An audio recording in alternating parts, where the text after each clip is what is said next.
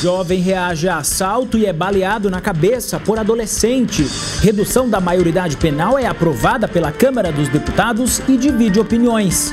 Operação Semana Santa quer reduzir os acidentes provocados por embriaguez e ultrapassagens perigosas. E ainda os serviços que estarão disponíveis durante o feriado.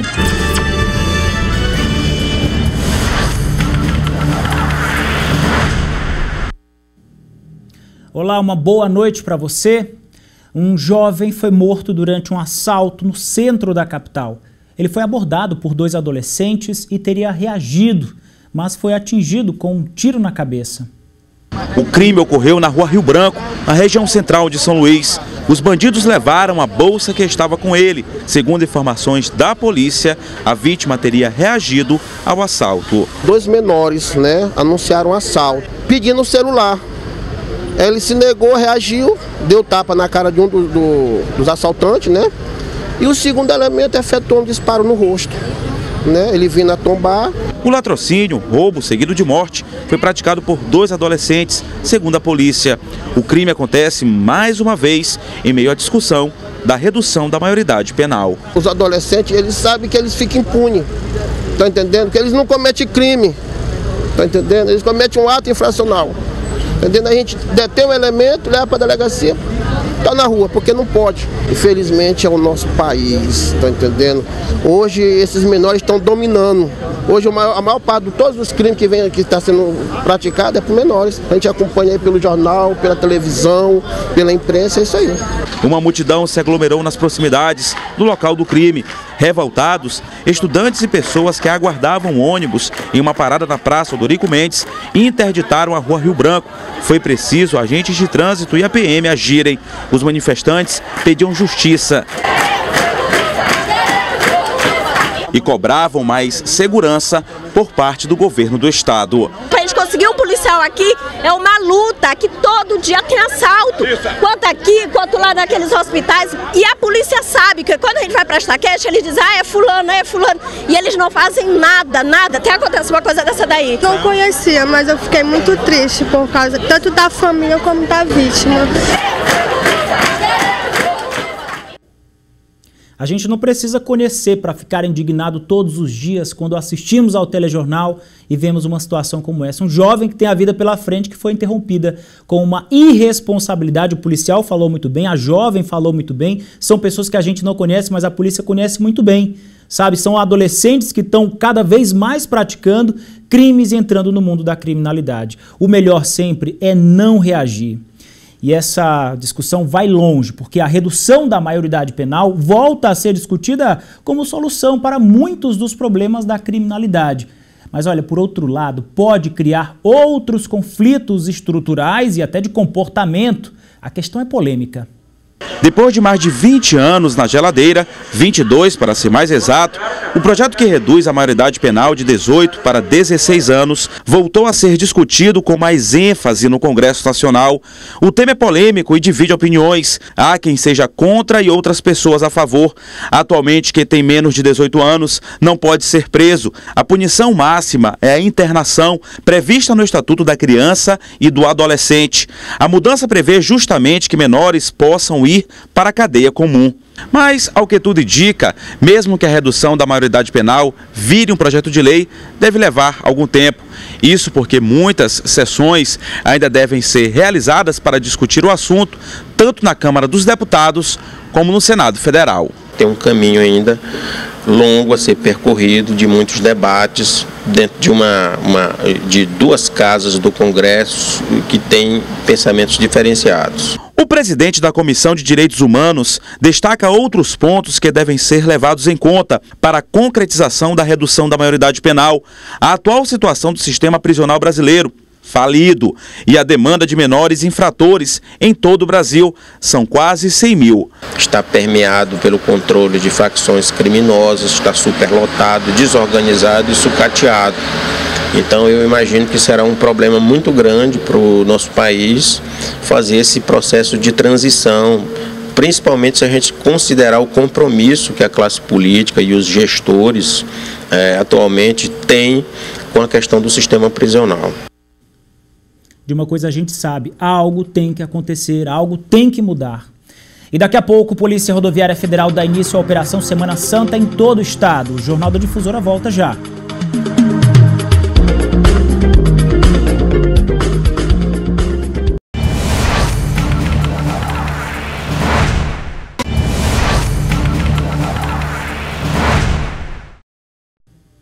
Já estamos de volta e cerca de 100 alunos interditaram a BR-135 durante 1 hora em São Luís. De acordo com informações da Polícia Rodoviária Federal, os alunos seriam da escola Professor Mário Martins Meireles, na zona rural.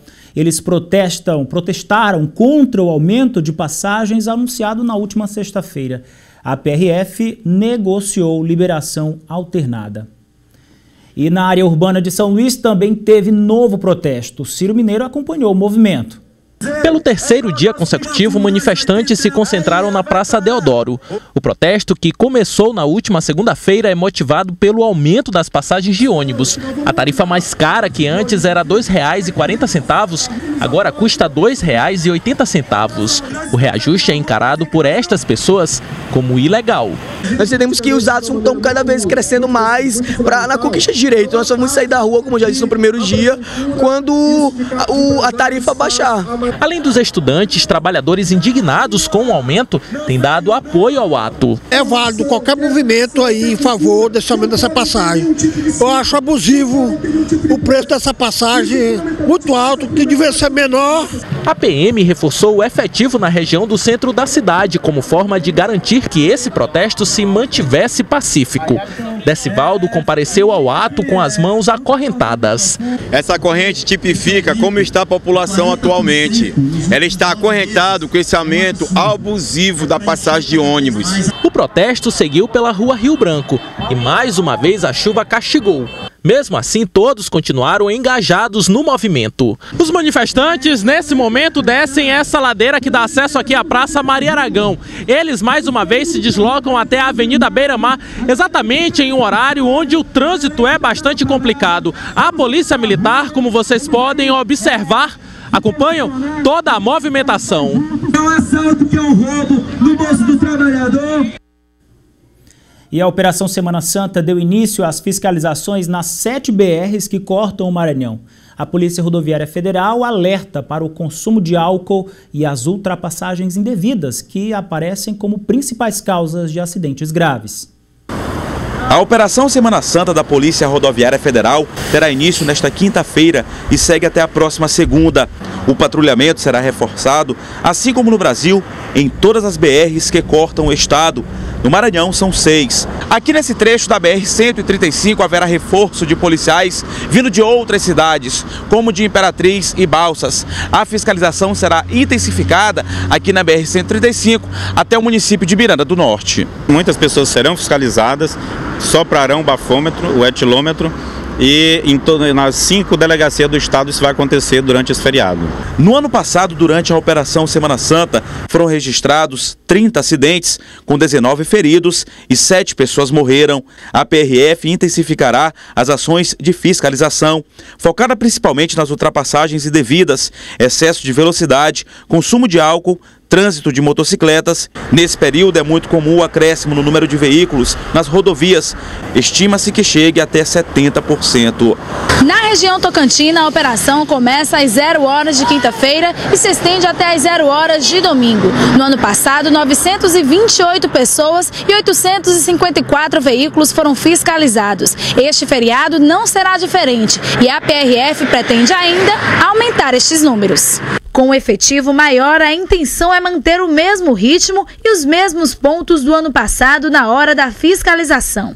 Em 2014, foram feitos 363 testes do bafômetro e 7 pessoas foram presas por embriaguez. Alcoolemia, excesso de velocidade, ultrapassagens proibidas, aí também a ausência do uso dos cintos de segurança, né, e os equipamentos de proteção das crianças, e também fiscalização aplicada aos motociclistas, haja visto que o acidente com motociclista, via de regra, é mais grave. Na Operação Semana Santa de 2014 foram registrados 9 acidentes, 9 feridos e nenhum morto. E olha só o susto, um caminhão carregado com combustível pegou fogo hoje na MA 014, próximo ao município de São Vicente Ferre. Dá uma olhada nessas imagens aí, ó. Após o motorista perder o controle da direção e bater em um poste. O veículo transportava 20 mil litros de diesel e por pouco as chamas não atingiram residências. Felizmente, ninguém se feriu não. A energia elétrica já foi restabelecida para os povoados atingidos e a SEMAR está finalizando a troca do poste. Um adolescente foi apreendido hoje acusado de assaltos na região do Pau Deitado, em Passo do Lumiar. Ele é acusado de praticar assaltos com um outro homem que conseguiu fugir. Com o jovem, a polícia apreendeu um revólver, munições, uma moto e celulares. O policial militar Edelvan da Silva Estrela foi preso hoje na cidade de Cantanhede pela Superintendência Estadual de Investigações Criminais, a SEIC. Ele é acusado de participação em uma quadrilha especializada em explosões a caixas eletrônicos. Um homem foi morto com 8 tiros no Parque Senhoral, em Imperatriz. Carlos César, o Lula da Vila Paraty, de 28 anos, morreu ainda no local. A vítima era usuária de drogas e praticava furtos na região. Ninguém foi preso até o momento.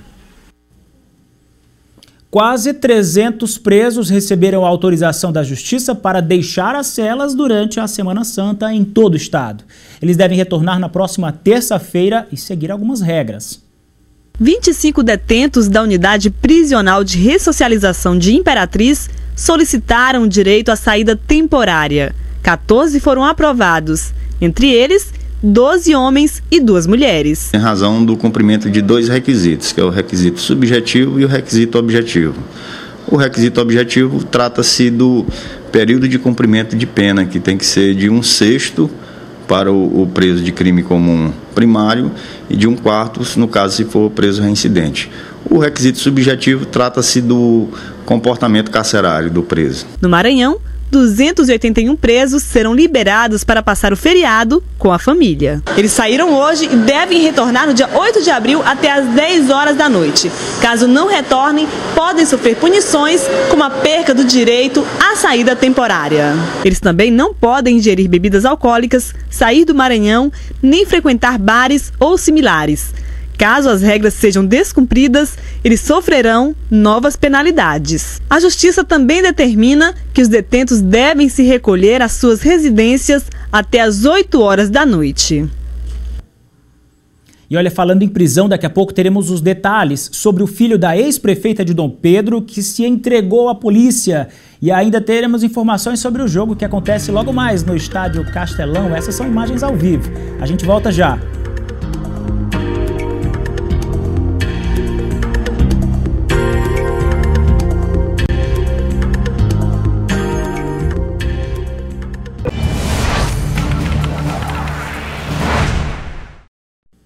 Já estamos de volta e o filho da ex-prefeita de Dom Pedro, presa na Operação Imperador, se entregou à polícia.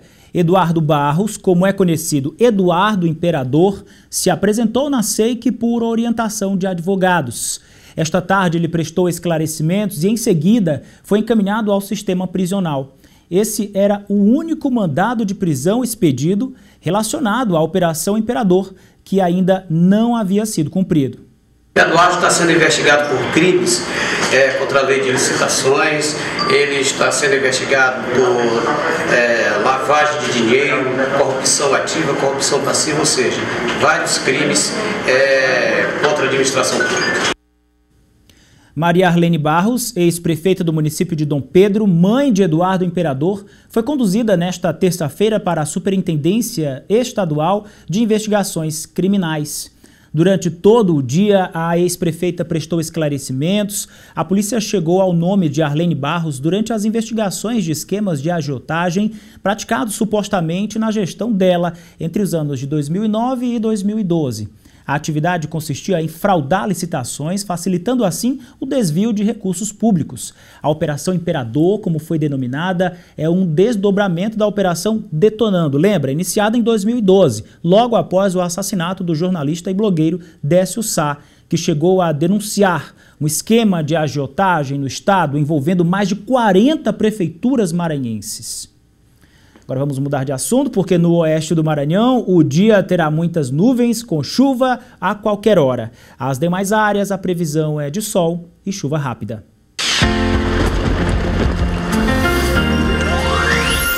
Em Bacabal, as temperaturas variam entre 22 e 31 graus.